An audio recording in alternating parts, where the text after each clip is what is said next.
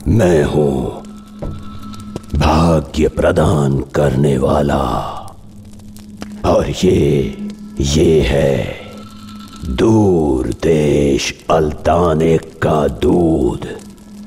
इससे कोई भी रोग ठीक हो सकता है। ये तलवार के गंभीर घाव को भी 3 दिनों में ठीक कर देता है।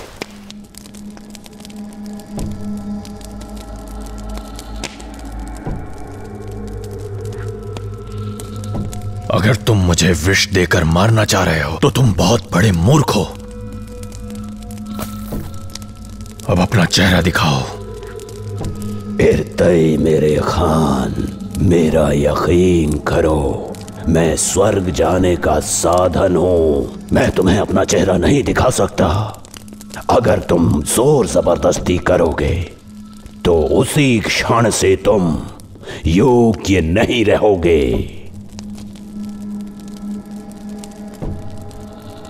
मैं जब स्वयं ही भाग्य विधाता हूं तो स्वर्ग क्यों चाहेगा कि मैं मेरे ही भाग्य विधाता का चेहरा ना देखूं? बताओ।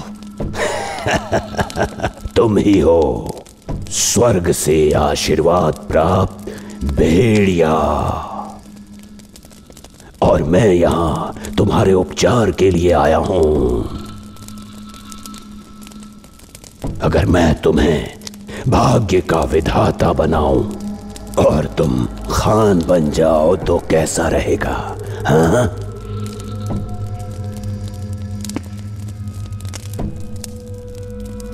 तुम्हें कैसे पता चला कि मैं यहां हूं? मैं स्वर्ग का दूत हूं और उन्होंने सब कुछ बताया। अभी ये बताओ, तुम यहां क्यों आए हो? हाँ, सुनो इर्तई खान, शत्रु का शत्रु मित्र होता है, और जो मित्र के भेष में शत्रु हो उसका नाश कर देना चाहिए, समझे? तो तुम कहना क्या चाहते हो? स्पष्ट कहूं तो तुम्हें सफेद खोपड़ी जाति से मिलकर खादू पर आक्रमण करना चाहिए। यही सही मौका है। सफेद खोपड़ी भले ही क्रूरता की सीमाएं पार कर देते हैं, लेकिन वो कभी भी शत्रु की पीठ पर वार नहीं करते। कभी भी खादू की तरह अंधेरे में हमला नहीं करते हैं। बुजुर्ग अरसाई की घात लगा के हत्या की गई थी सफेद खोपड़ियों द्वारा, जब वो 8 जनजातियों की सभा से लौट रहे थे। और मेरे पिता जराई की हत्या भी उन्हीं के विष भरे तीर से की गई थी। इन सारी परेशानियों की जड़ सफेद खोपड़ियां ही हैं। तो मैं उन पर कैसे विश्वास कर सकता हूं? सफेद खोपड़ी जाति बागी थे और आज वो शापित हैं दर दर भटकने के लिए। 8 जनजातियों ने उन्हें देखते ही उनका नरसंहार किया, बगैर कुछ सोचे समझे। क्या आपको लगता है कि उनके सीने में प्रतिशोध की आग नहीं जल रही होगी? तुम अपने हालात पर गौर करो खान इर्तई, वही करो जिसमें तुम्हारी भलाई है। तो अब मुझे मेरी तुलना उन विलुप्त सफेद खोपड़ियों से करनी होगी क्या? मेरा ये मतलब नहीं था। क्या आपके अंदर प्रतिशोध की आग इस समय नहीं जल रही? क्या तुम अपने योद्धाओं को एकत्रित करके खादू पे आक्रमण करने के लिए उत्तेजित नहीं हो रहे हो? ये सच है, पर मेरे पास कुछ ही योद्धा बचे हैं जो भागने में कामयाब रहे, बस वही। मुझे तो ये भी नहीं पता कि मैं कितने योद्धाओं को दोबारा एकत्रित कर पाऊंगा। इर्तेई खान, अभी भी मेरे पास सफेद खोपड़ी के बचे हुए लोग हैं। अगर उन्हें अपने साथ ले लोगे तो तुम्हारे पास सैकड़ों की सेना हो जाएगी। तुम क्या सफेद खोपड़ियों को यहां अपने साथ लाए हो? इतना भयभीत ना हो इर्तेई खान। उन्हें तो बस भूमि चाहिए, तुम्हारा सर नहीं। इसलिए डरो मत तुम। अगर तुम उन्हें रहने के लिए भूमि दोगे तो वो तुम्हारे साथ मिलकर खादू पर आक्रमण कर देंगे, समझ रहे हो? और प्रमुख सरदार अरखल भी तुम्हारा साथ देने के लिए तैयार हो सकता है। मैं नहीं जानता कि सरदार अरखल अब क्या करेंगे। अगर तुमने सरदार अरखल की कमजोर नस दबा दी तो तुम्हारी इच्छा जरूर पूरी होगी। उनकी ऐसी कौन सी कमजोर नस है, बताओ मुझे। सरदार अरखल की सबसे कमजोर नस है उसका लौटा हुआ बेटा शालू। तुम मूर्ख हो।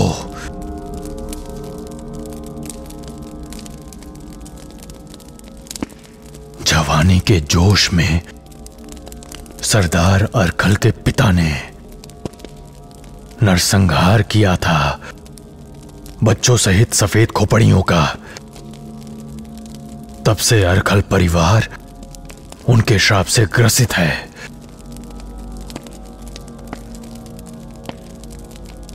खादू पे आक्रमण करने के लिए सरदार अरखल कभी भी सफेद खोपड़ी जाति से समझौता नहीं करेंगे, कभी नहीं। सरदार अरखल स्वर्ग के शाप से शापित हैं, ना कि सफेद खोपड़ी के शाप से। यदि बुजुर्ग अरसाई का कहना मान के अरखल ने अपने बेटे को भेड़ियों की मान में नहीं छोड़ा होता तो स्वर्ग के शाप से मुक्त नहीं होते। स्वर्ग ने उसके 3 बेटे छीन लिए। अगर फिर से ऐसा कुछ हो जाए तो अरखल प्रतिशोध की आग में खादू को भस्म कर देगा। मेरा यकीन करो, वो यही करेगा। क्या मतलब है तुम्हारा? तुम क्या कह रहे हो? मुझे शालू की हत्या कर देनी चाहिए? अगर मैंने ऐसा किया तो क्या वो खादू के बजाय मुझ पर आक्रमण नहीं कर देगा? बोलो। मैंने ये तो नहीं कहा कि तुम्हें शालू की हत्या कर देनी चाहिए, लेकिन अगर तुम शालू को अपना बंधक बना लोगे तो सरदार अरखल के पास तुम्हारे साथ जुड़ने के अलावा कोई विकल्प नहीं बचेगा। तुम एक भटकते कुरूप गिद्ध हो। तुमने क्या कहा? स्टेप का शालू मेरा सबसे प्रिय मित्र है। पिताजी, आप इस गिद्ध की अनर्गल बकबक कैसे सुन सकते हैं? यदि आप शालू को बंदी बनाएंगे तो आप अगचिन जाति के साथ सदियों पुरानी शांति की संधि भंग कर देंगे। अगर उनके साथ युति इतनी महत्वपूर्ण है तो मैं सरदार अरखल से स्वयं वार्तालाप करूंगा। मुझे विश्वास है कि सरदार अरखल भी खादून पर आक्रमण करने के लिए तैयार हो जाएंगे। अति सुंदर, मैं प्रसन्न हुआ। इर्तई खान, इस मामले में तुम्हें अपने बेटे की बात मान लेनी चाहिए। बेटा, तो क्या तुम ये कार्य करने में सक्षम हो? हाँ हूं, अगर आप अपने विवाह पर कहे हुए वाक्य को बदलने के लिए तैयार हैं तो।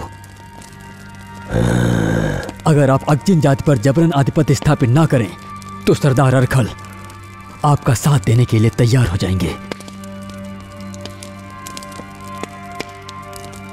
मैं बदलने के लिए तैयार हूं। जाओ बेटा।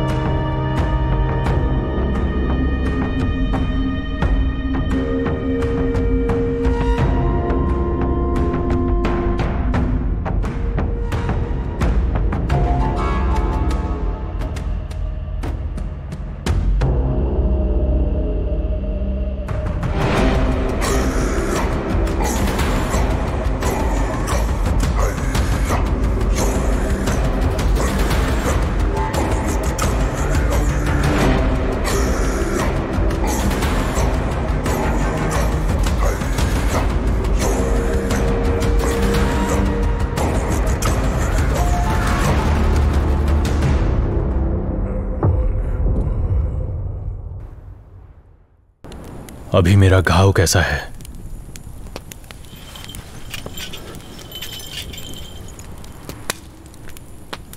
मेरे खान, ये तो ठीक हो गया। सुनने में तो अविश्वसनीय है, लेकिन अल्तानिक का अर्क सारे विश्व में ऐसे चमत्कार के लिए प्रसिद्ध है।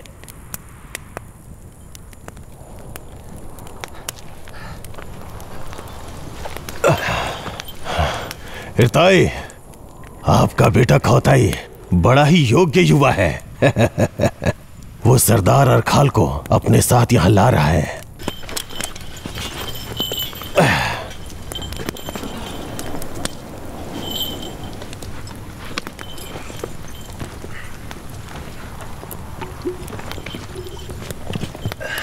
श्रेष्ठ सरदार इर्तई, आप अपने शादी का तोहफा देने के बदले में हमें मुसीबत में ही डाल दिए। अपनी भूमि, अपना घर हारने के पश्चात आप यहाँ घोर शत्रुओं के साथ संधि योजनाएं बना रहे हैं। मुझे मेरी आंखों पर बिल्कुल भी विश्वास नहीं हो रहा है। सरदार अरखल, क्या आप भूल गए हैं कि सूर्य देवता और चंद्रमा भी स्थिर नहीं रहते? आपका कहना बिल्कुल सही है, पर मेरा विश्वास था कि ये खान केवल एक रात का बिल्कुल भी नहीं था। तुम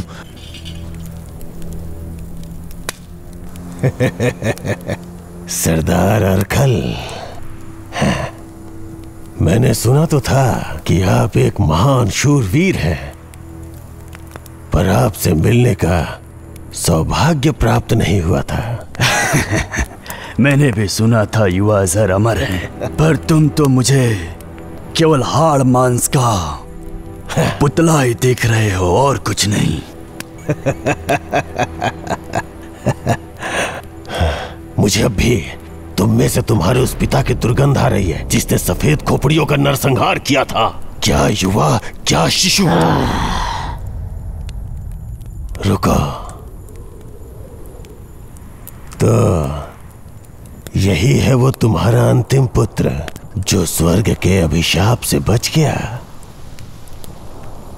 मैंने सुना है हाँ कि ये मनुष्य की तरह नहीं बोलता बल्कि भेड़ियों की तरह गुर्राता है।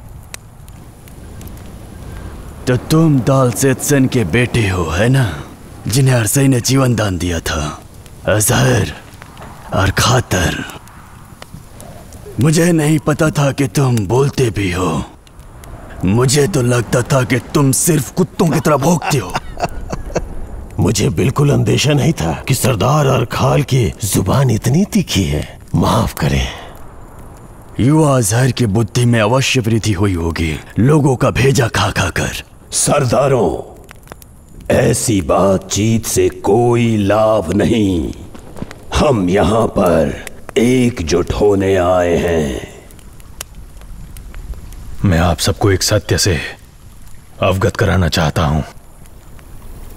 खदान का खादू ही इन सब परेशानियों की जड़ है।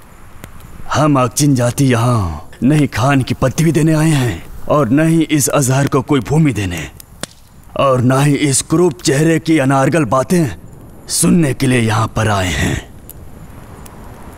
अभिजात वर्गों की हत्या हुई है, बहुत सारे बच्चों को अनाथ कर दिया गया है और बचे हुए लोग यहाँ से जाने का पलायन कर रहे हैं। बस मुझे आपसे यही कहना है, 8 जनजाति के लोग आपस में लड़े या शांति बनाए रखे, यह हमारा निजी विषय है, न ही किसी कुरूप दलाल का विषय है, न ही खनाबादोश का विषय। यह हमारे आपस का विषय है, इसलिए आप लोग इसमें दखलबाजी ना करें। मुझे पहचानो, मैं हूं भाग्य का दाता। क्या मैंने तुम तीनों जनजातियों को एकजुट नहीं किया क्या? सरदारों, शांति बनाए रखो।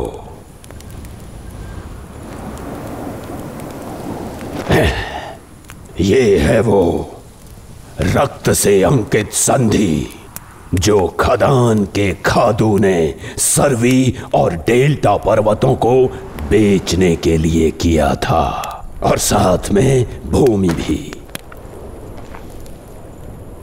अगर स्वर्ग उसे अवसर प्रदान करे तो ये वो पुरुष है जो अपना घर भी शत्रुओं को बेहिचक बेच सकता है। ऐसा है वो। खादू सारी सीमाएं पार कर लेगा ताकि वो योग्य घोषित हो सके। हाँ।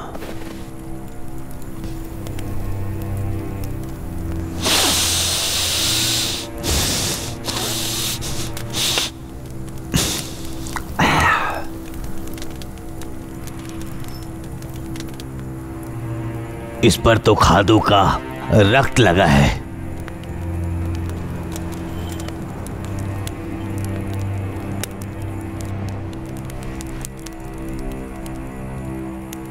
खादू समस्त साम्राज्य का अकेला खान बनना चाहता है। उसे अपनी क्षमताओं पर कुछ ज्यादा ही भरोसा है, पर मेरे पास एक योजना है, उसकी एक कमजोर नस जो आप दबा सकते हैं।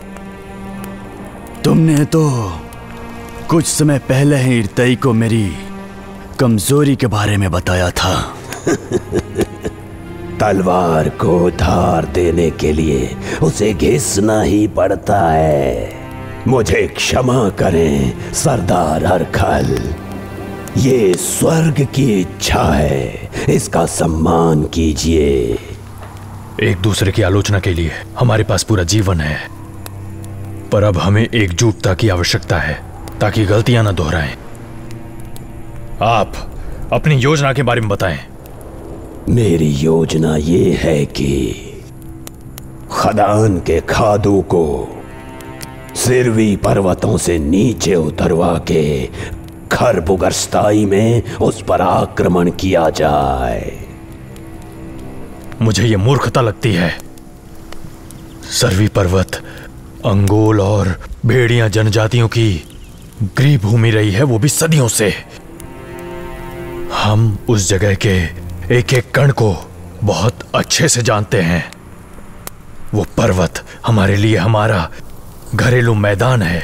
ये बात सच है, लेकिन ये अंगोल और भेड़ियों के बीच का युद्ध नहीं है। ये संयुक्त युद्ध है। अगर चीन जाति और सफेद खोपड़ी भी इसमें शामिल है। अगर चीन के योद्धा बिजली की तेजी से लड़ते हैं और सफेद खोपड़ी की परछाई भी पकड़ में नहीं आती। इसी कारण सिरवी पर्वत युद्ध के लिए उपयुक्त स्थान नहीं होगा। हमें खादू को पर्वतों से नीचे उतरवा के बागा तोखोई और खार बुर्गस्तई के दोनों तरफ से उस पे आक्रमण करना चाहिए। खादू कोई मूर्ख नहीं है। वो षड्यंत्रकारी योजनाओं से परिचित है। मुझे नहीं लगता कि वो सरवी पर्वत से युद्ध के लिए नीचे उतरेगा। हमें अपना चेहरा तो दिखाओ रहस्यमयी मानव। अगर तुम ऐसा करोगे तो मैं तुम पर विश्वास कर लूंगा। एक बार कार्य संपन्न हो जाए तो मैं अपना चेहरा दिखाऊंगा। इसे छुपाने के कुछ कारण हैं और मैं वहीं लौट जाऊंगा जहां से मैं आया हूं। मैं कोई क्षति नहीं करूंगा। सरदार, आप सोचिए कि खादून को पर्वतों से किस तरह नीचे उतारा जाए। 2 दिन बाद मैं अपने सारे योद्धाओं के साथ खार बुर्गस्तई आ जाऊंगा। सरदार, आप सुनिश्चित कीजिए कि आप कोई भी लापरवाही नहीं करेंगे। मैं आपके बेटे खौताई को बंदी बनाकर ले जाऊंगा। चलो जल्दी।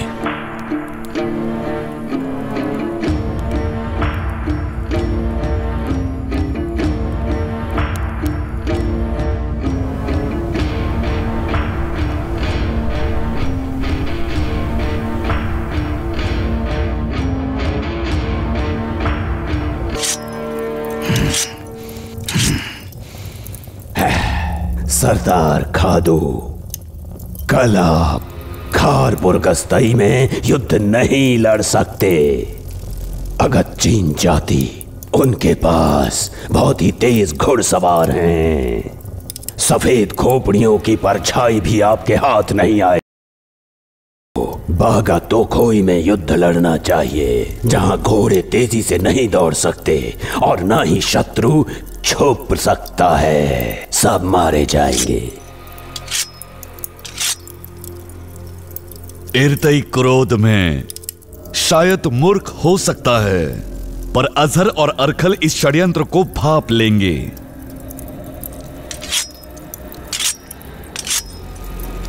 उन्हें अरमुखरत तक पहुंचने से रोकना होगा। चिंता ना करें मेरे सरदार, मैं आपकी आज्ञा का हमेशा पालन करूंगा। एक बार आप इस समस्त साम्राज्य पे स्थापित हो जाएं, आपका परचम लहरा जाएगा। आप मुझे सिरवी और डेल्टा पर्वत प्रदान कर देंगे ना, जैसा कि आपने वचन दिया था। दे देंगे ना? तुम उसकी चिंता बिल्कुल मत करो।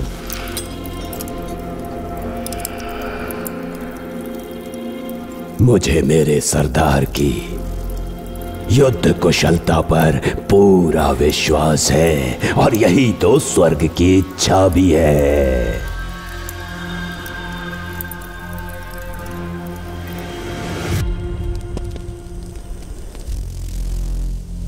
इसी भूमि पे सरदार अरसाई ने मेरे पिता की हत्या की थी और बदले में मैंने भी अरसाई को यहीं मारा। नियति देखो, मैं युद्ध की योजना ईर्ताई के साथ बना रहा हूं, जिसके पिता ने हमें विलुप्त कर दिया था। भेड़िया जाति जो अरसाई के साथ थी, सरदार अरखाल जिसने शिशुओं तक को नहीं छोड़ा था। हमें खादू से लड़ना है, जिसने ईर्ताई को बुरी तरह से परास्त कर दिया था।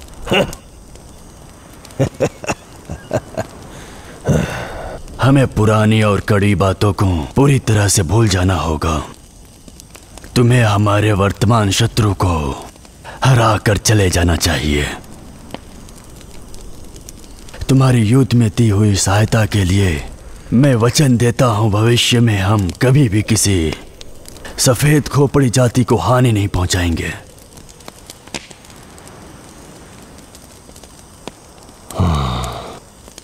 तो अब मुद्दे की बात करते हैं।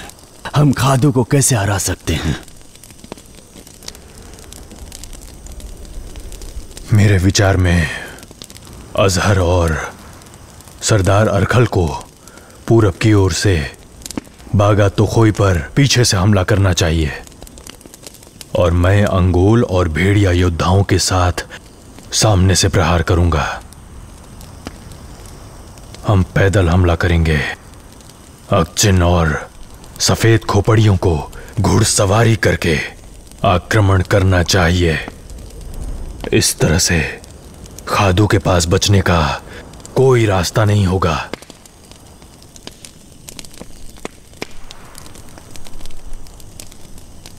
पहले आप ये बताइए कि आपका वो करूब अज्ञात दलाल कहाँ गायब है? वो दिखाई नहीं दे रहा।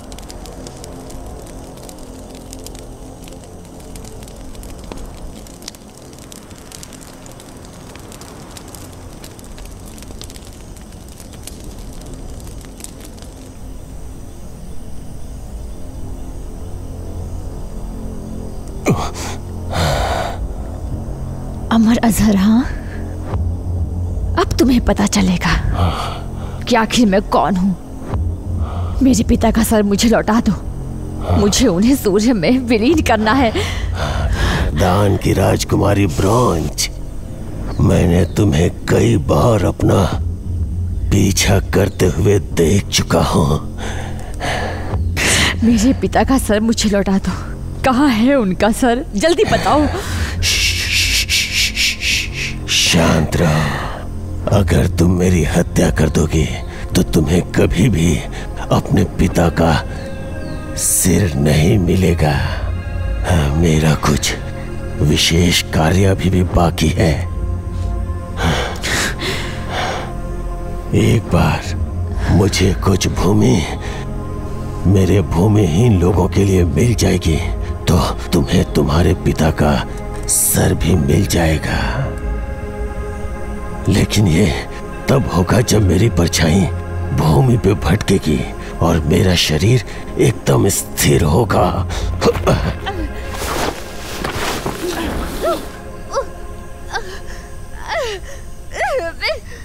मुझे आशीर्वाद प्राप्त है अपनी मृत्यु का दिन निर्धारित करने का।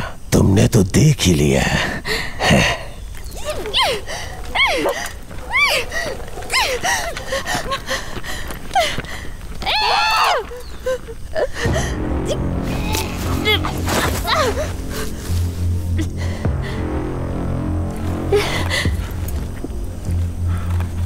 हम सबके तलवार तैयार हैं तुम्हारे सर को कलम करने के लिए। तुम बचकर नहीं जा सकते। रुक जाओ बरदोई।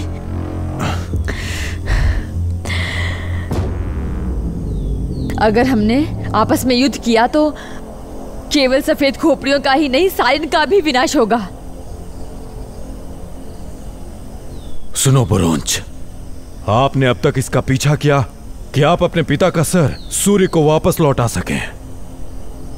सारिन योद्धा अपनी तलवारें रक्त से नहीं भिगोएंगे। मैं बोरंज हूं, सारिन जनजाति की प्रमुख। मेरे आदेश का पालन हो।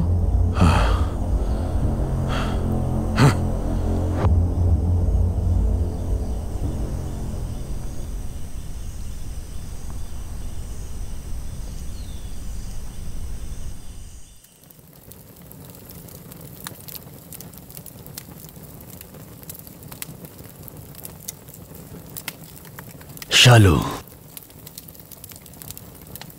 मुझे कल के युद्ध का परिणाम नहीं पता है बेटा, इसलिए मैं चाहता हूं कि तुम अपनी मां की सेवा करो। मैं मूक दर्शक बनकर बैठ नहीं सकता। मैं ऐसे ही बैठ नहीं सकता हूं जबकि खावता युद्ध लड़ेगा।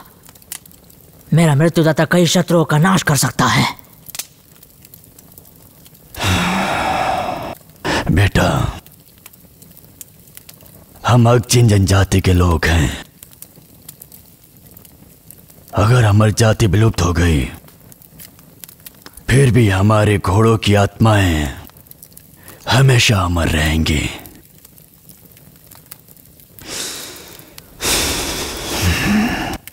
तुम अपने मृत्युदाता और दूसरी सांस वाले घोड़ों को मुक्त कर दो।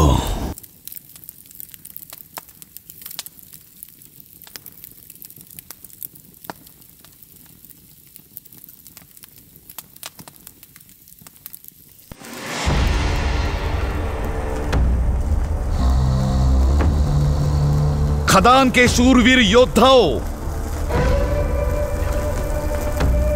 कल सूर्य उदय पर हम हमारे पूर्वजों के सारे सपने साकार करेंगे।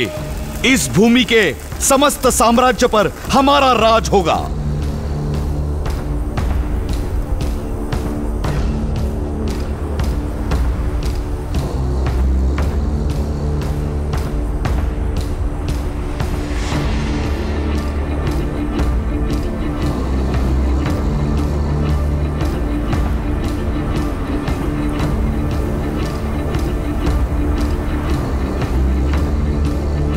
कल अरटोखोई पर और खरबुर्गस्ताई पे हम हमारे शत्रुओं को हमेशा हमेशा के लिए परास्त करेंगे।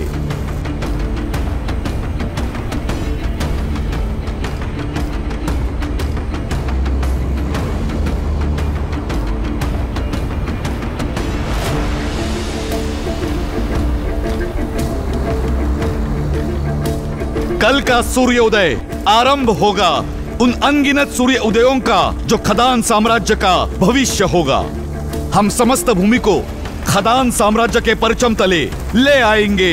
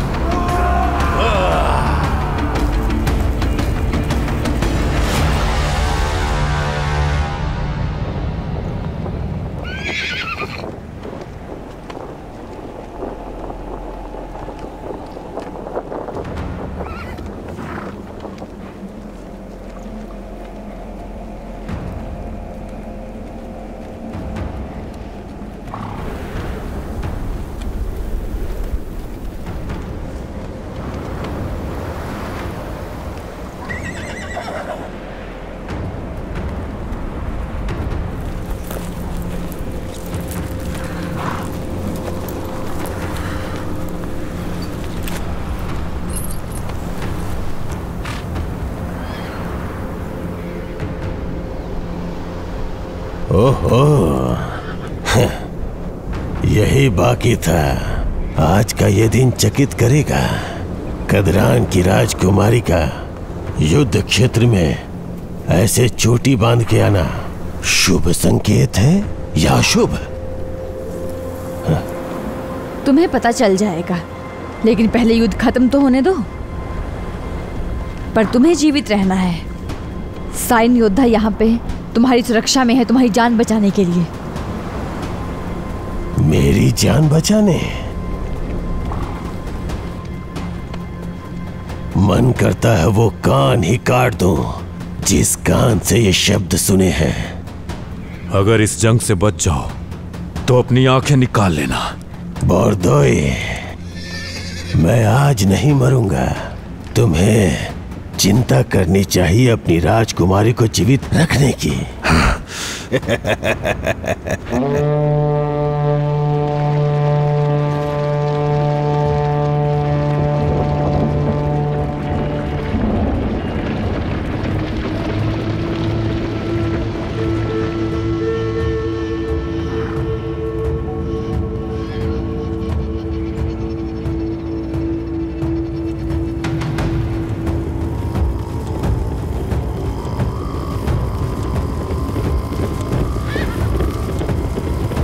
खादू, तुम भूल गए कि तुमने रक्त वचन लिया था मेरे साथ, और आज वो दिन आ गया है खादू। अजहर का सर तुम्हें मुझे देना था वचन के अनुसार। वो अब भी उसके शरीर से अलग हुआ ही नहीं, पर वो अब खुद हमारे साथ है खदान जाति के विरुद्ध। अगर तुम्हारी प्रतिष्ठा प्राणों से बढ़कर है तो अपना सर काट के मेरे सुपुर्द कर दो इन योद्धाओं के सामने। इर्ताय, मैं भाग्यशाली हूं क्योंकि तुम सफेद खोपड़ियों को मेरे सामने खुद ही ले आए हो। मैं खादू सूर्यास्त से पहले आज अजहर और तुम्हारे हजारों योद्धाओं का सर काटूंगा और तुम सिर्फ देखते रहोगे। अब यही बाकी था। मेरी मौत की कामना यहाँ हर किसी के दिमाग में और इन मूर्खों की जुबान पे भी है।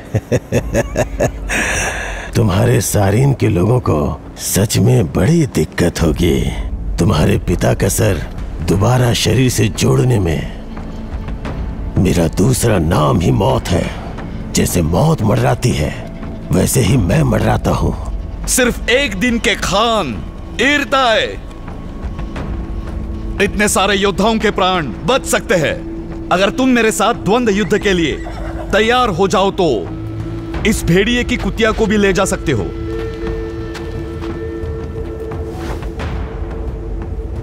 सर खून चाची,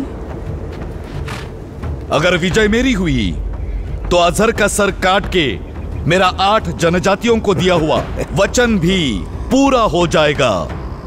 मैं इर्ताई यहां आया हूं क्योंकि तुम्हारे लोभी पंजों को मैं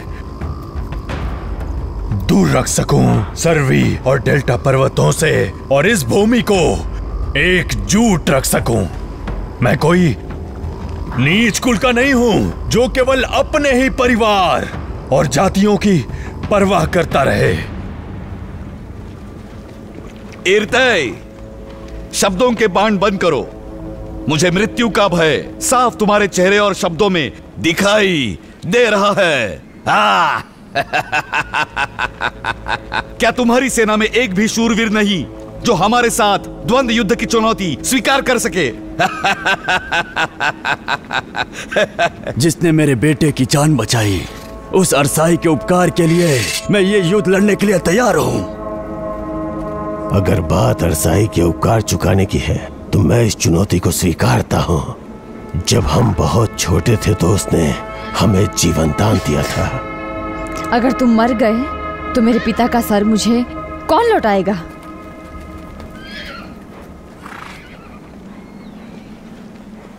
हाजर, मेरी बात सुनो। तुम्हें बोरोंज को दिए गए वादे को निभाना होगा और उसके पिता का सर लौटाना होगा।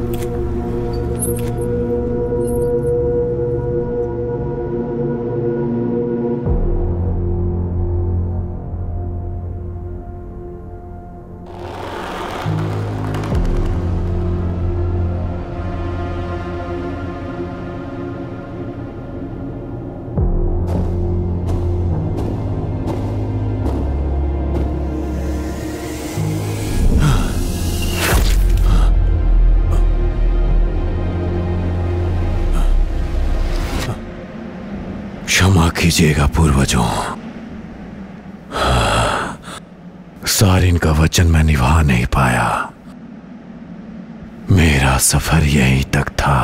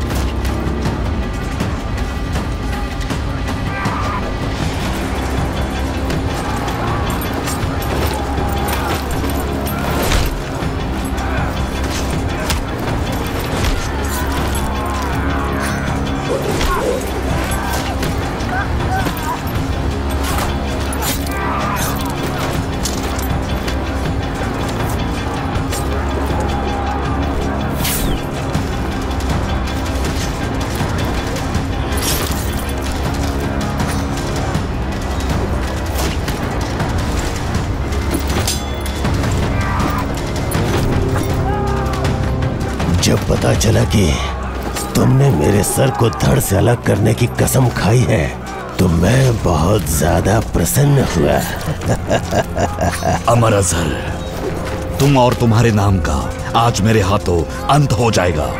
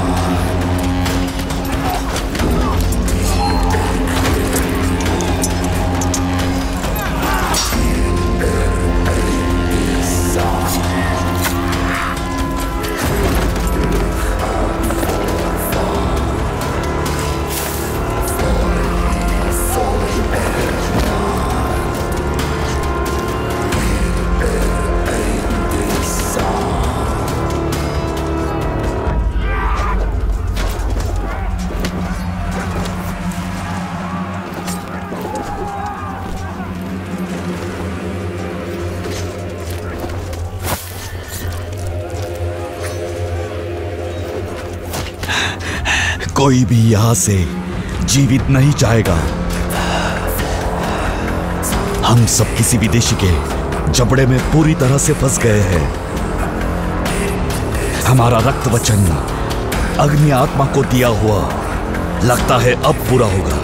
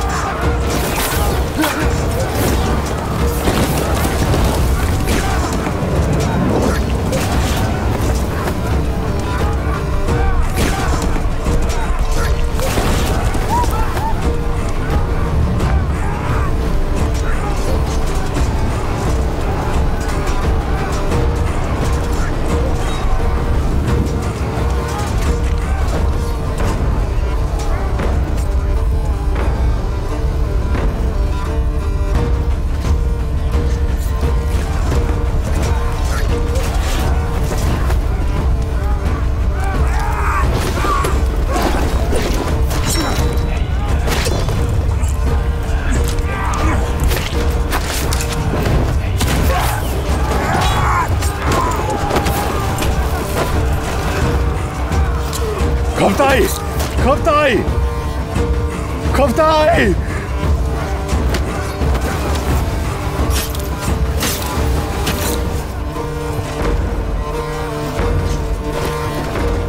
खफ्ताई! मेरे बेटे! मेरे बेटे! यहाँ आओ!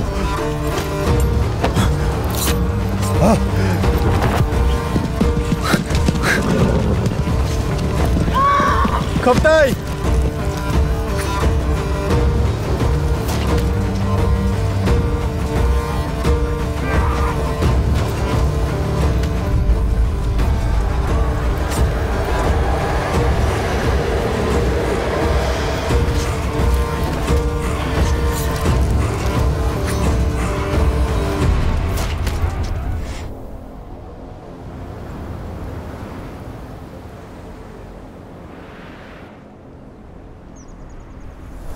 आप कायर हैं। वहां सब लोग लड़ रहे हैं, मर रहे हैं और आप भाग गए।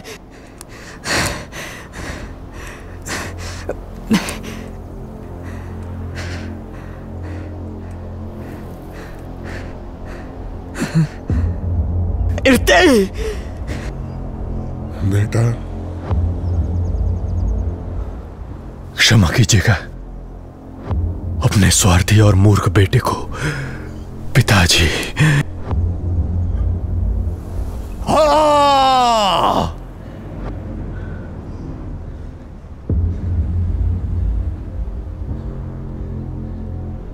किए हुए दुष्कर्मों का फल भुगतना ही पड़ता है।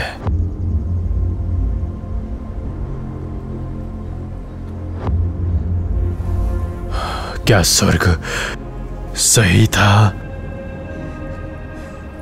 मैं आपकी तरह नहीं हूं जो अपने मित्रों को रणभूमि में छोड़कर भाग आए। मैं वापस जा रहा हूं। बेटा, मेरी बात सुनो।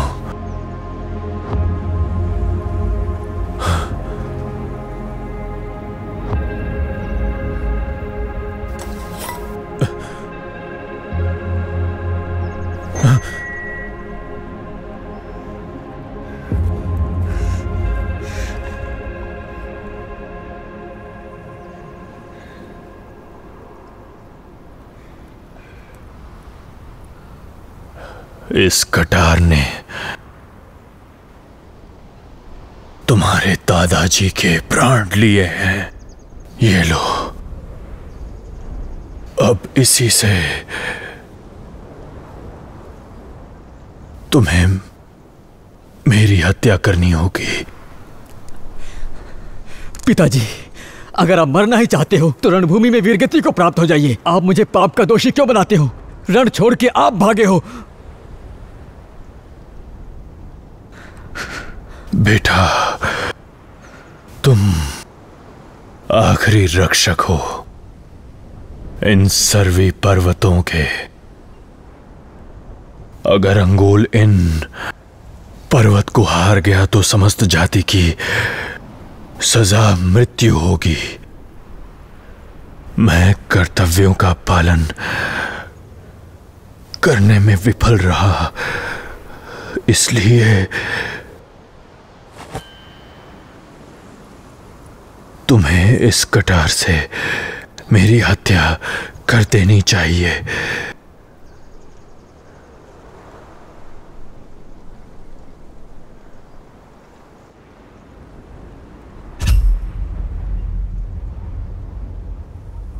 ये मैं तुम्हें एक पिता नहीं पर श्रेष्ठ प्रमुख के तौर पर आदेश दे रहा हूं।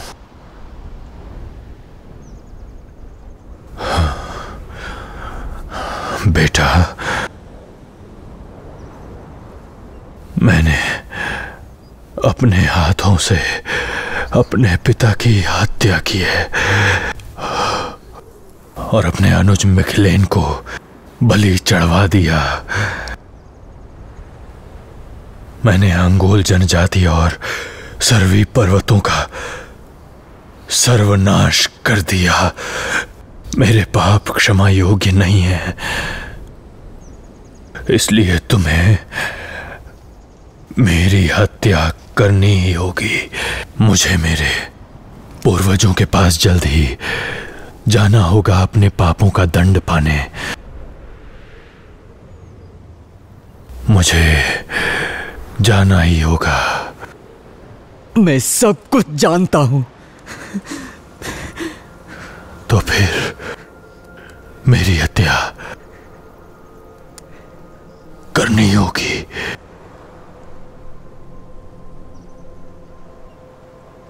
पिताजी, मैं आपको मुक्ति दूंगा।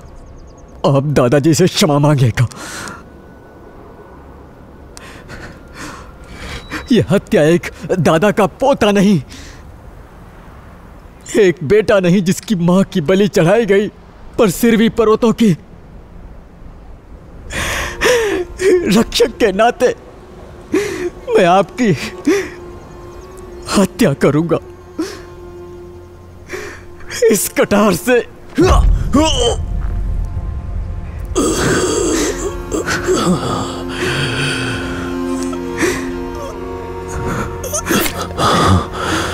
मुझे क्षमा कीजिएगा। पिताजी।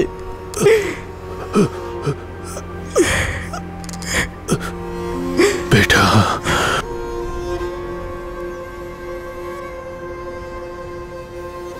मेरे बाद किसी की भी बलि नहीं देना। सिर्फ एक साधारण स्तंभ बनवाना मेरे मृत्यु के पश्चात।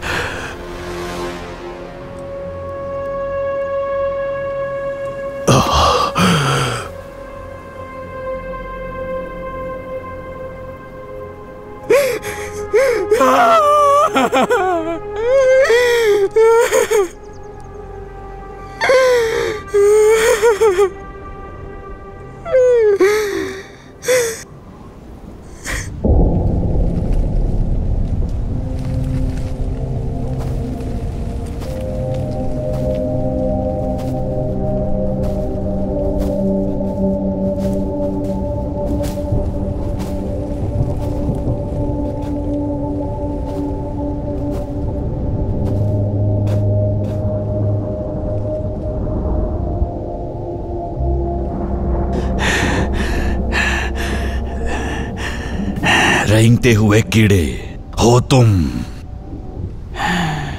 रेंगते हुए कीड़े तुम हो खादू, तुम समझे? मैं तो भाग्य का दाता हूं और भूमि पर स्वर्ग का न्याय स्थापित करूंगा।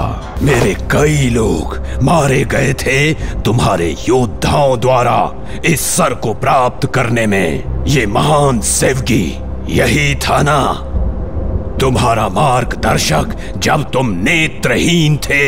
ये तुम्हारा इलाज कर रहे थे और तुम्हारे मानसिक अंधेपन को भी यही दूर कर रहे थे।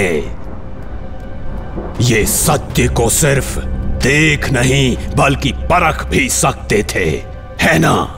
एकमात्र अपराधी जिसने भूमि की परंपराओं को जड़ से उखाड़ दिया है वो तुम हो खादू।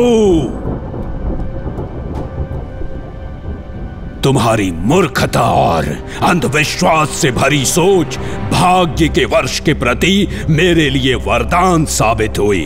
अब मैं बनूंगा भाग्य विधाता इस भूमि का और स्वर्ग का न्याय प्रदान करूंगा।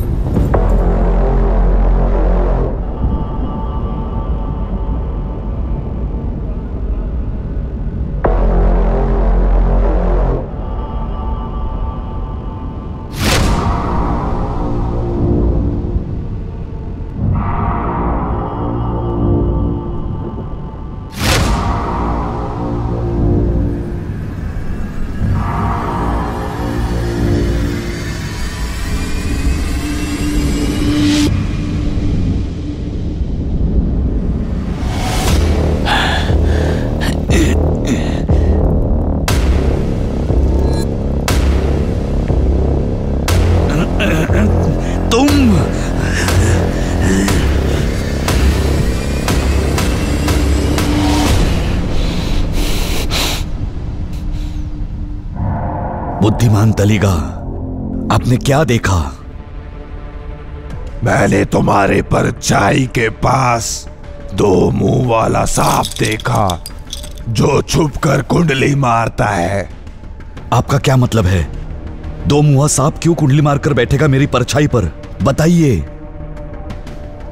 वो परछाई मतलब तुम्हारी आत्मा है और वो दो मुंह वाला सांप मेरे अनुसार विदेशी पंखड़ी फिसलन के साथ बहुत ज्यादा जहरीला भी है, समझे तुम? और वो जो पंखड़ी है वो तुम्हारे आंखों की रोशनी बढ़ा देगी, लेकिन शायद मन की आंख को अंधा कर दे। वैसा ही डर जैसा इस बूढ़े का है।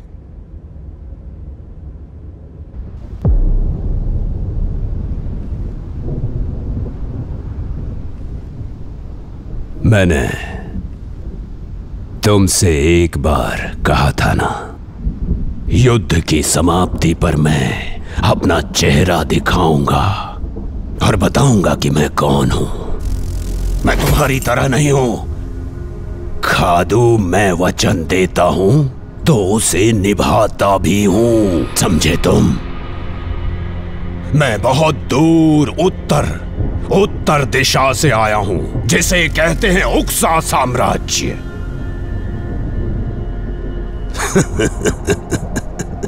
मैं इस भूमि की परंपरा नहीं जानता, पर हमारे उक्सा में तुम्हारे जैसे विश्वासघातियों के चेहरे से खाल उधेड़ लेते हैं।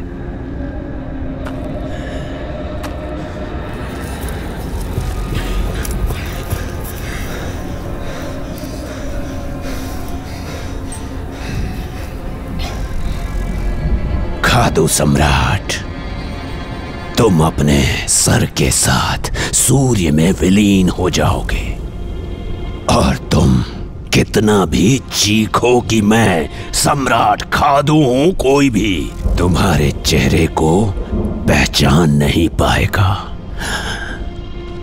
विलीन हो जाओगे। तलवार दो।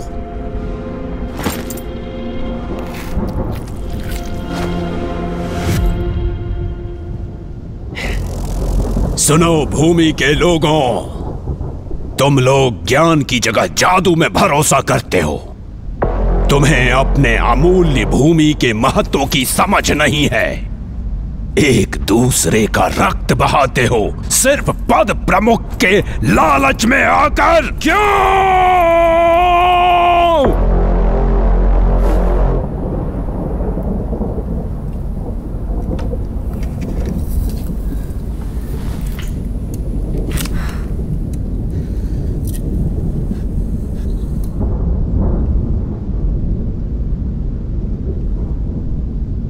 अमर अजहर, जब मैं तुमसे मिला तुम बहुत आतुर थे मेरे षड्यंत्र में शामिल होने के लिए, लेकिन क्योंकि तुमने बुद्धिमान तलिगा की हत्या करके मेरी योजना को कार्यान्वित किया, मैं सफेद भेड़ियों को कुछ भूमि दान में दे दूंगा।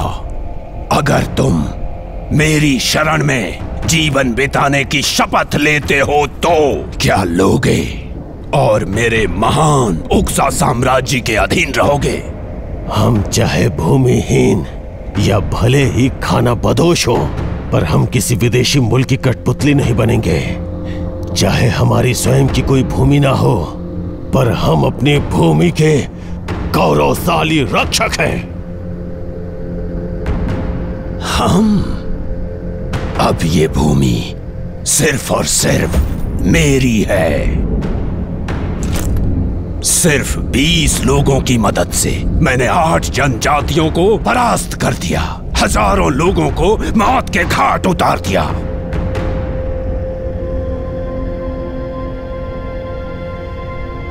और अब ये सारी भूमि सूर्योदय से सूर्यास्त तक मेरी है।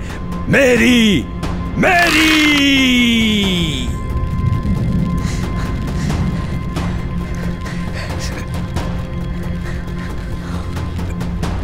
ये सारी की सारी भूमि मेरी है। मेरी मेरी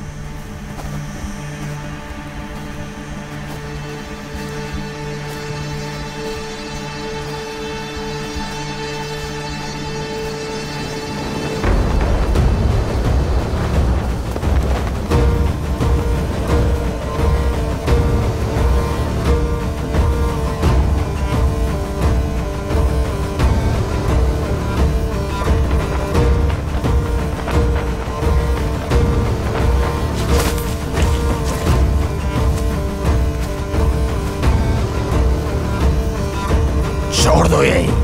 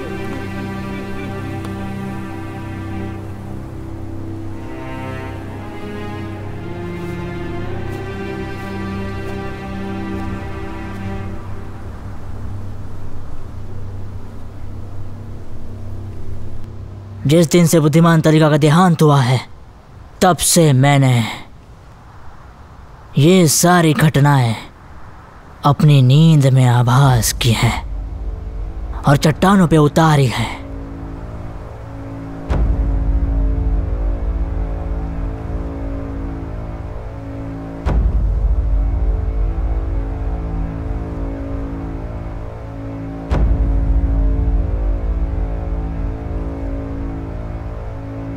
मुझे ज्ञात हुआ है कि जिस स्वर्गीय तीर से हमारे शत्रुओं का संहार हुआ है, वो हमारे इस्तीफे की सुरक्षा का प्रतीक रहेगा अनंत काल तक। इस अलौकिक अविनाशी स्वर्गीय तीर को सम्मान प्रदान करें। हम सब ने देखा, खाताए तुम हो गए अगले सरदार स्वर्ग के तले समस्त स्तिपेस के। तुम हो गए अतुल्य भेड़िए तगरी के श्रेष्ठ सरदार स्तिपी के। मैंने अपने हाथों से पिता की हत्या की है। जैसी स्वर्ग की इच्छा वैसे।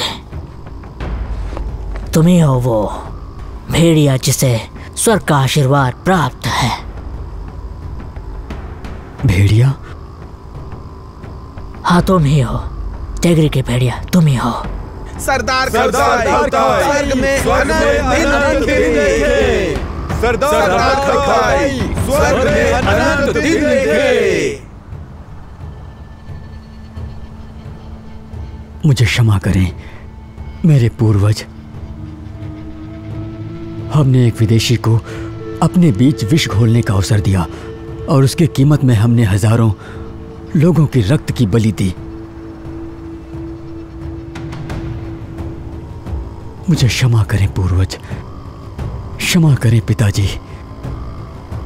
मैं प्रतिज्ञा लेता हूं, हम स्टेप के लोग हमेशा एकजुट होकर सौहार्द से हजारों वंश तक रहेंगे। हम नेक सरदार बनकर सेवा करते रहेंगे पिता स्वर्ग और धरती माँ की। हम स्वर्ग जैसे पिता और धरती माता के आशीर्वाद से सर्वोत्तम जनजाति बन के रहेंगे। मैं आप लोगों का सरदार नहीं हूं।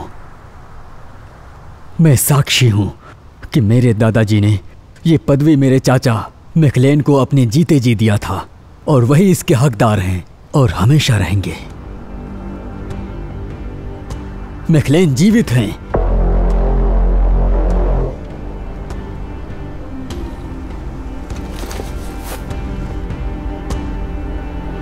वो कहीं स्टेप की वादियों में है।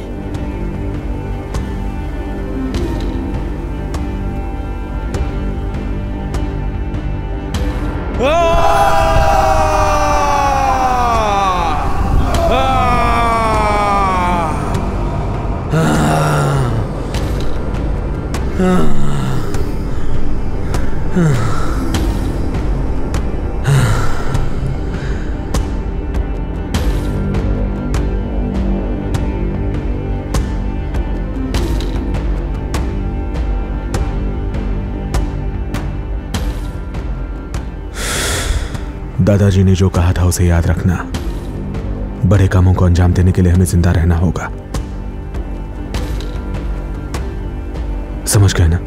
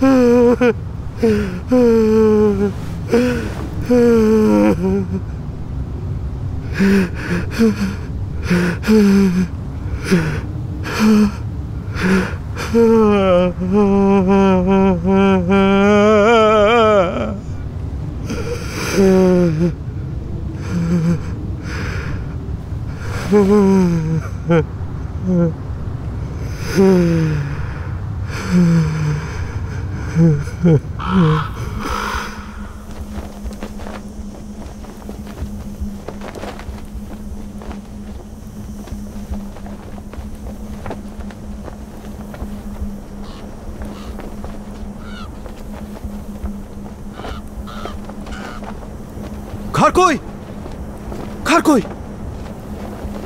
तांत्रिक अम्मा अपनी अंतिम सांसें गिन रही हैं। स्वर्ग जाने से पहले वो आपको मिलना चाहती हैं।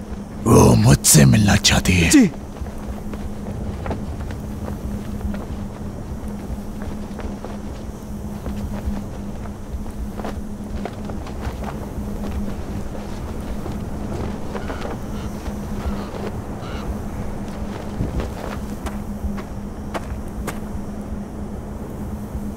तांत्रिक अम्मा, आपके जीवन का चिराग बुझ रहा है। मैं स्टिप्स के कगार पे पहुंच चुकी हूँ।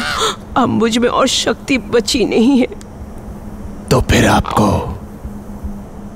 आपका ये स्वर्ग का दूत कौवा मेरे अधीन कर देना चाहिए। तुम एक ऐसे बेटे हो जिसने अपने बाप की आत्मा को मारा है। तुम्हारी वजह से ही कौवा कबीला मिट्टी में मिल गया। जो कभी स्वर्ग में राज किया करते थे, अब वो सब कुछ नहीं रहा। ये सब तुम्हारी जिद की वजह से हुआ है। तुम्हारी वजह से ही हमारे पूर्वजों की आत्मा हम लोगों को छोड़कर चली गई है, जो तुम मानने को तैयार नहीं हो। मैं अपने पिता की तरह अपमान नहीं सहन कर सकता 8 जनजातियों द्वारा। सरदार बनना मेरा अधिकार था।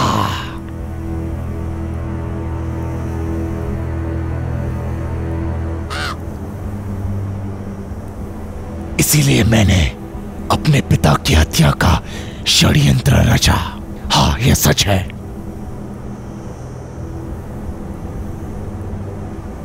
पर मुर्दों को दोषी बताने से कोई दोषी नहीं होता। तो आप शांति से मर जाओ।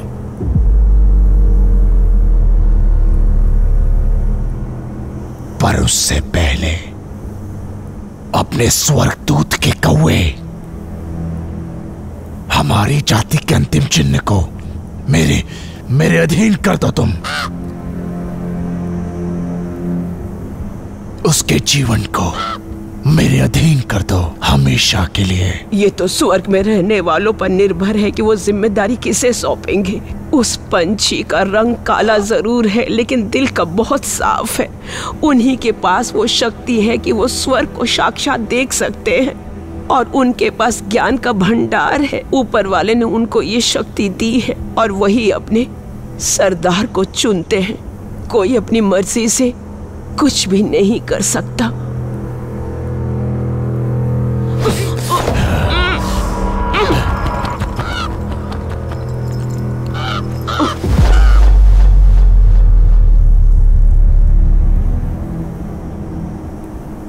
क्योंकि हमारी कौवा जाति ने पुराने संस्कारों का पूरी तरह से पालन किया है। हमारी अवस्था भी सफेद खोपड़ियों की तरह होने लगी है। अब से ये परंपरा मैं निर्धारित करूंगा। पुरानी परंपराएं इन शवों के साथ त्याग दूंगा मैं। अब से मैं कौवा जाति के अपने विवेक से मार्गदर्शन करूंगा। अगर तुम जीवित रहना चाहते हो तो मेरे साथ चलो अल्तान इर्ख की ओर, जिसे पुरानी परंपरा निभानी है वो यहां शव के साथ रुक जाए और खुद भी मर जाए।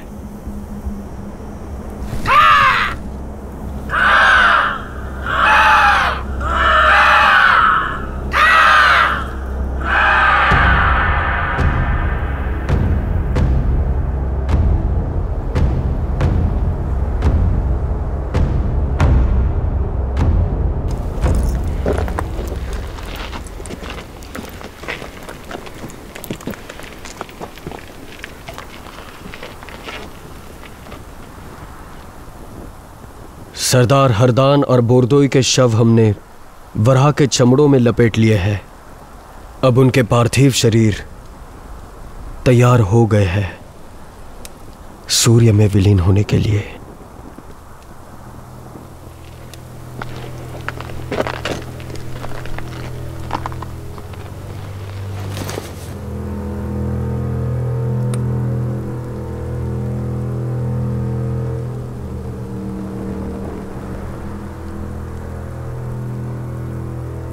बोरदोई,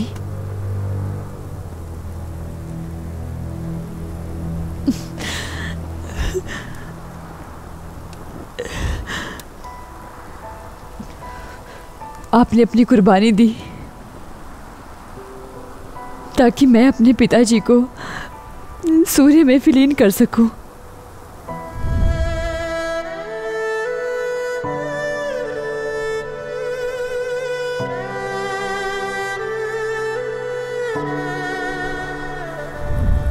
आपकी आत्मा को मुक्ति मिल गई है और मैंने अपना बदला ले लिया है। चाहे जो भी हो, मैं तो यही चाहूंगी कि मैं आपको वही दर्जा दूं जो मैंने अपने पिताजी को दिया। स्वर्ग में आपको भी उनके बराबर का दर्जा मिले, मेरी यही इच्छा है।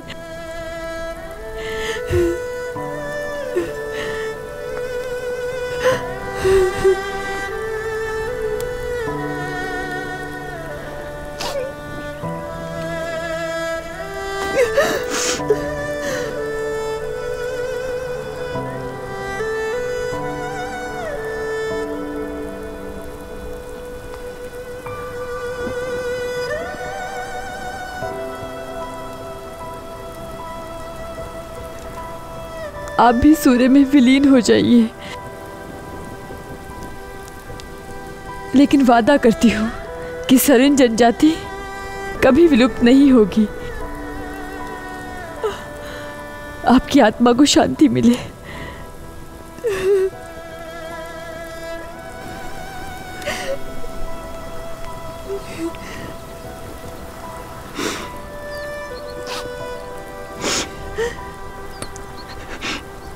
पिताजी, स्वर्ग में सरिन जनजाति का निवास हो, यही कामना करती हूँ।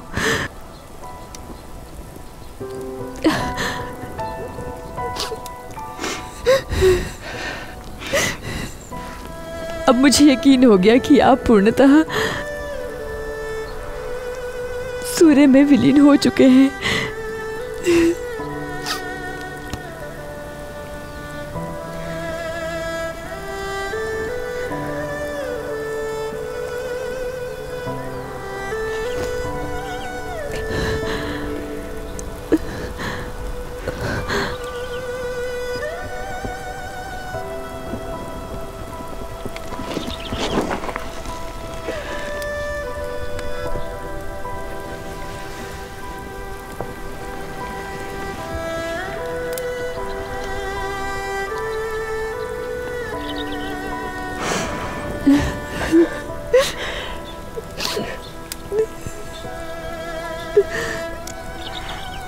लेकिन पिताजी,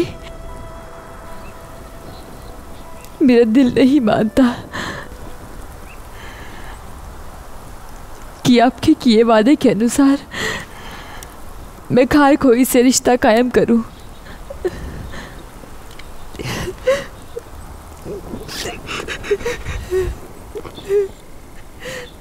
वो तो बस मेरे लिए दुश्मन है। उन लोगों ने आपको मारा है पिताजी, और ये एक कड़वा सच है।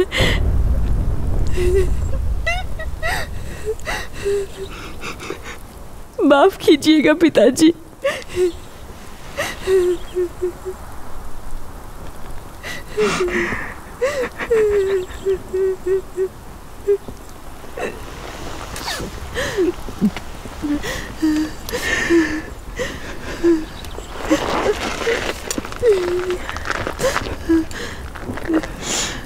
अंतिम सरकार की प्रक्रिया पूरी करो।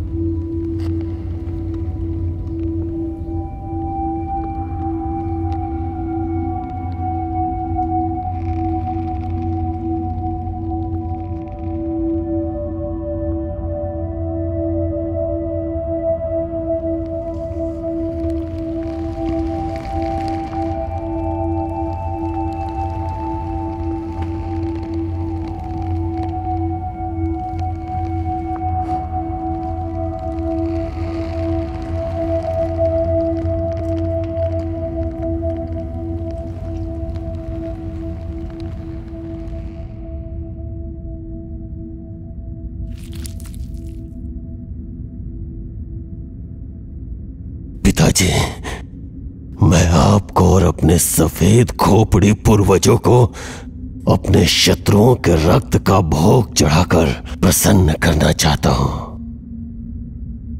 पिताजी, घाटी में अपने शत्रुओं पर अंकुश लगाने के लिए आपने कुछ कठोर नियम बनाए थे, पर 8 जनजातियां और 33 निम्न जातियों ने उसे परखने में बहुत बड़ी भूल कर दी। उन्होंने हमारी सफेद खोपड़ियों का शिकार करके उन्होंने हमें विलुप्ति के कगार पे धकेल दिया। पिताजी, मैं प्रतिज्ञा लेता हूं कि मैं सफेद खोपड़ी जाति को एकजुट करूंगा। जो समस्त घाटी में बिखरे हुए हैं उन्हें फिर से एकजुट करूंगा। ये मेरा वचन है। मैं अमर अजहर अपनी जाति और पूर्वजों की लौ को उज्ज्वलित रखूंगा और आपके अवशेष को सुरक्षित रखूंगा, हमेशा हमेशा के लिए। हमारी दुर्बल सफेद खोपड़ी जनजाति आकाश पे एक बार फिर गरुड़ की तरह राज करेगी।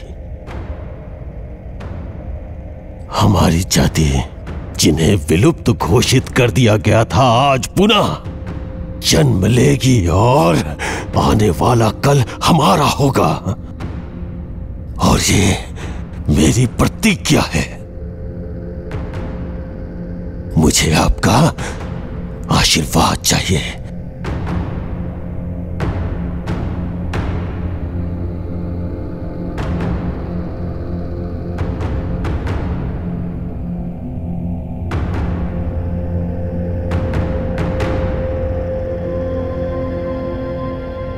हर वो जबड़ा जिसने हमारी जाति को चबाना चाहा उसे आपने तोड़ के बेजान कर दिया। आप ही की तरह मैं भी आपका पुत्र, मैं अमर अजहर उस विदेशी का जबड़ा लाया हूं जिसने घाटी को चबाने का प्रयास किया था। आपके ताज में उसके जबड़े को जड़ रहा हूं।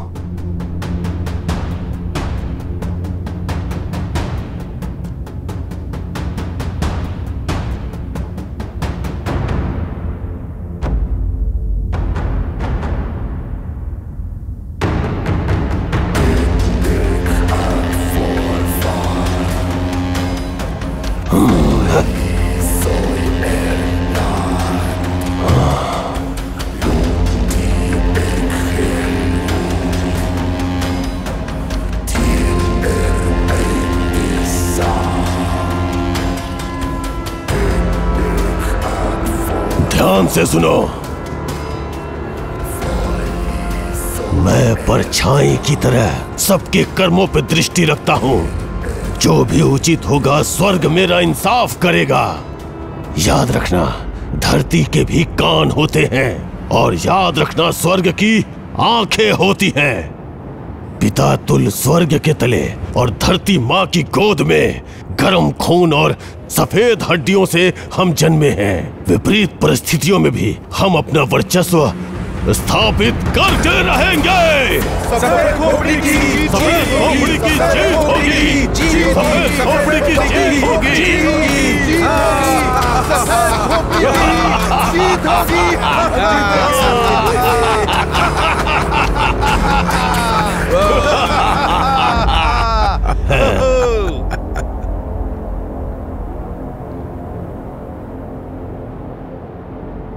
क्योंकि चंद्रमा का मार्ग अंधकार में होता है, इसलिए इस कावा नारी की आंखें तुम ही रख लो। ईश्वर करे आपके चंद्रमा की यात्रा सुरक्षित हो। आराम से जाइएगा।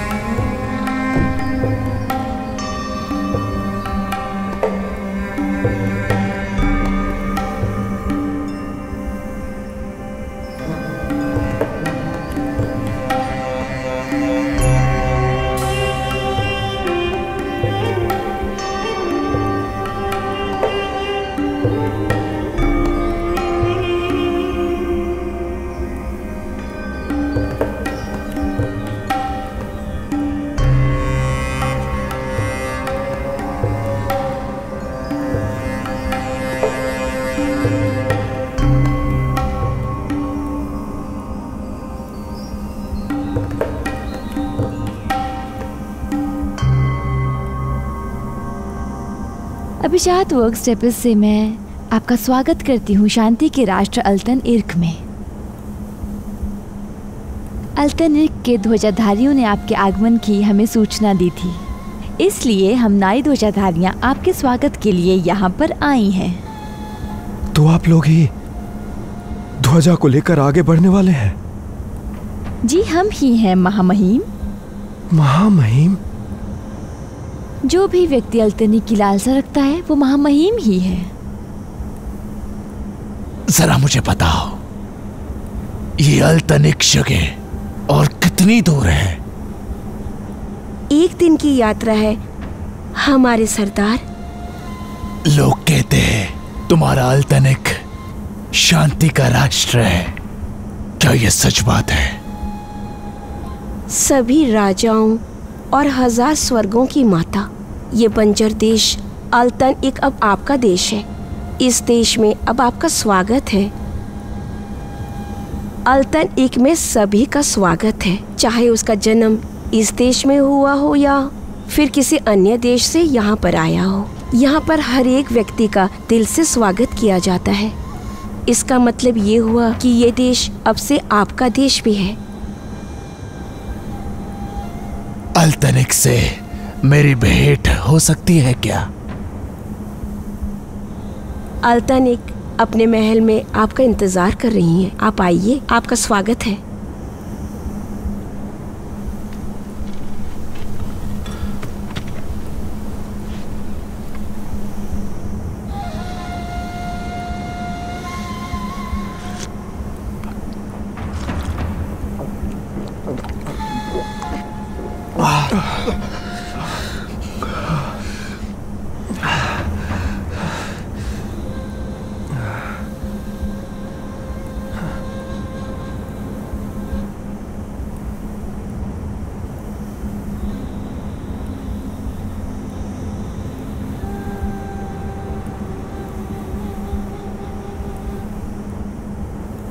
पीजिए सरदार, जी भर के पीजिए, अपने प्यास बुझाइए।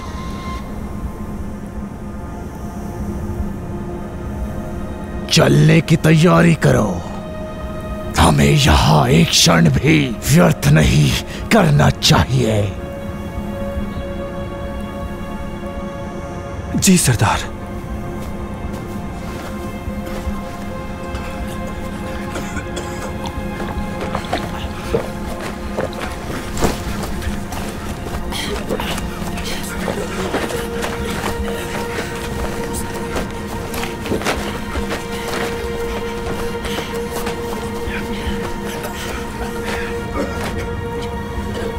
सब सुनो, हम अब तुरंत यहां से अल्तानिक के लिए रवाना होंगे।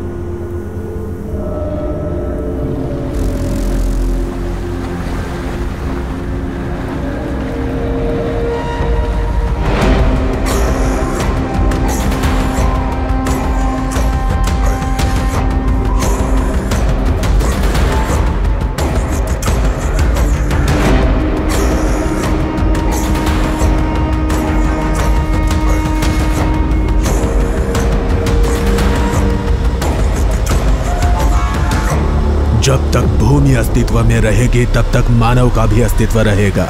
जब तक मानव का अस्तित्व रहेगा तब तक अच्छे कर्म होते रहेंगे।